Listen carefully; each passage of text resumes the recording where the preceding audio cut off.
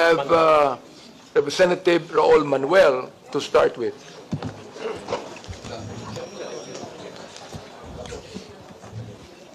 Thank you, Mr. Chair.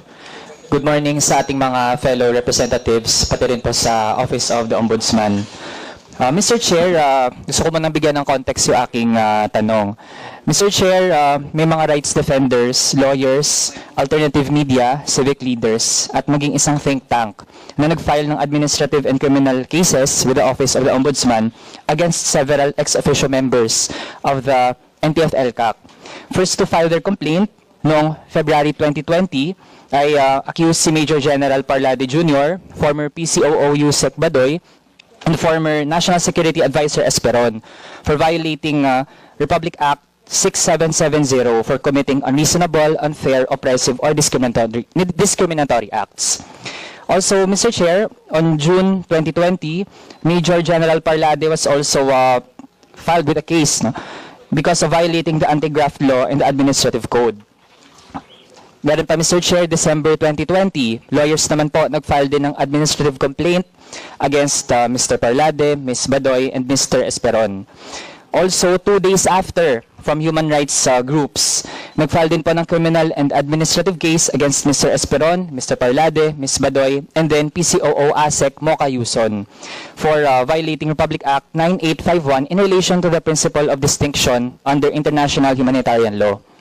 Also, Mr. Chair, December 2020, pa rin, administrative complaint against former NICA Director General Monteagudo, former Defense Secretary Lorenzana, and former Interior Secretary Anyo for violating the Code of Conduct and Ethical Standards for Public Officials and Employees.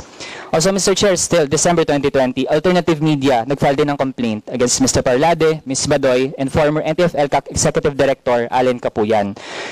Ang basis naman po ay Anti-Graft and Corrupt Practices Act, pati din yung Code of Conduct.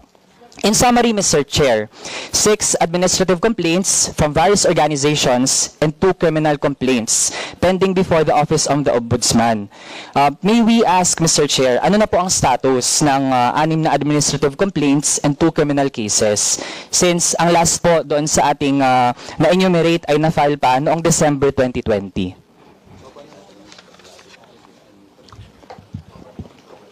Honorable Chair, Your Honors, yung tanong po ay sa dami ng kasong yon, hindi ko alam kung anong status. But if the Honorable Congressman is referring to those cases against Parlade, Badoy, et al., Esperon, with respect to the red tagging, those cases were already dismissed. Sa kadahilanan po na wala naman pong batas na nagbabawal sa red tagging. In the absence of a law, we can not arrogate unto ourselves by saying na nag-violate ka ng red tagging. Red tagging po pinag-uusapan, but I am not really sure if this is the one that is being referred to by the Honorable Congressman Manuel. So, I will appreciate kung bibigyan po ninyo kami ng listahan, and I will inform you the status of those cases. Mr. Chair, bahagi po ng complaint against these individuals ay yung ginawa nga nilang red tagging. Tayo din naman, Mr. Chair, we filed a bill actually na gusto natin ay ma-criminalize ang red tagging and maprotektahan lahat ng mga defenders natin, lahat ng mga merong advocacy at dapat ay safe sila, hindi sila nasasubject sa mga discriminatory na mga acts. In the absence of that law at this moment, Mr. Chair, kaya ang na-cite natin ay yung ibang mga batas na actually ay pwedeng maging basis para mapanagot ang mga individual na ito. Mr. Chair, since hindi pa nakatanggap ng official communication ang mga nag-file ng mga complaints against these people, may we request the Office of the Ombudsman to furnish our office, pati din yung mga nag-file mismo, na mabigyan pa sila ng written na kopya ng dismissal para po on record ay mapanghawakan po natin iyon. Can the office commit to that, Mr. Chair? If Your Honor could please give us a copy of those cases, We assure you that we will furnish you the status of those cases. The earliest would be this afternoon. Pero sinisiguro ko po sa inyo na kung mga kasong yun ay na-dismiss na, I am sure na yung mga complainant ay nabigyan na ng kopya. Ngayon, doon sa puntos na dahil nga walang red tagging, pa-file mo ng kaso ng violation ng Anti-Graft and Corrupt Practices Act. Para lang po yun yung nagpalusot tayo eh. Diba? Ito yung tinatawag na yung palusot eh. Kung sa sibuyas, ito yung palusot na pagtatanim ng sibuyas o ani. Just like in the violation of the marami po nagpa-file sa amin ng Section 3A. Ang pinakapunot dulo po ay so wala ho kami jurisdiction doon. So ginagamit, may mga pagkakataon po, ginagamit ang ombudsman. Sana wag naman po ganun.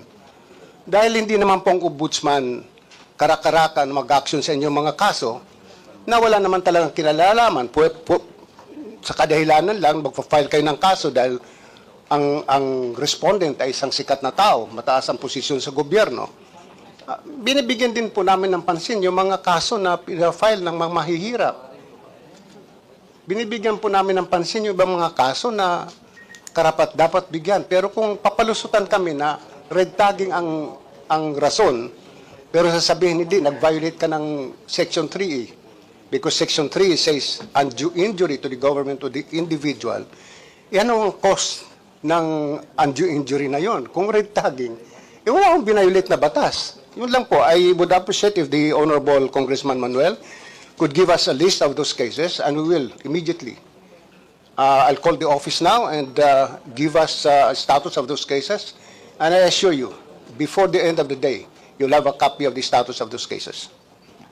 Mr. Chair, gusto lang po nating mag-respond doon sa remark na nagpapalusot lang po yung mga nagpa-file ng mga administrative and criminal complaints.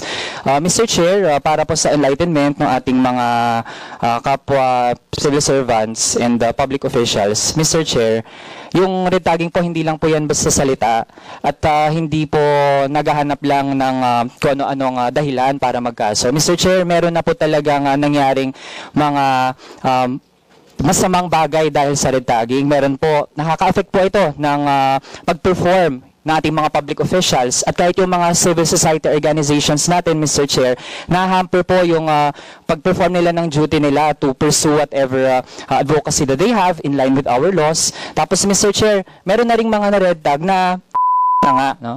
Dahil sa ganong threat, no, na nagiging epekto sa kanila dahil sa pagre-red tag coming mismo mula sa mga government officials. So Mr. Chair, ang dating kasi kung kinokonsente natin ito sa pamahalaan, edi short of saying na we are enabling red tagging, no? Kaya habang syempre mainam na meron na rin talagang batas eventually on red tagging, sa ngayon Mr. Chair, kita naman natin damage has been done, no?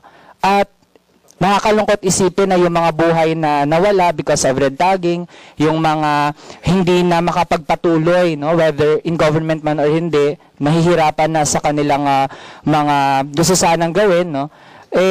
Hindi na, mahirap na pong ibalik yun, Mr. Chair. Kaya sana mas maging proactive tayo when it comes to this matter.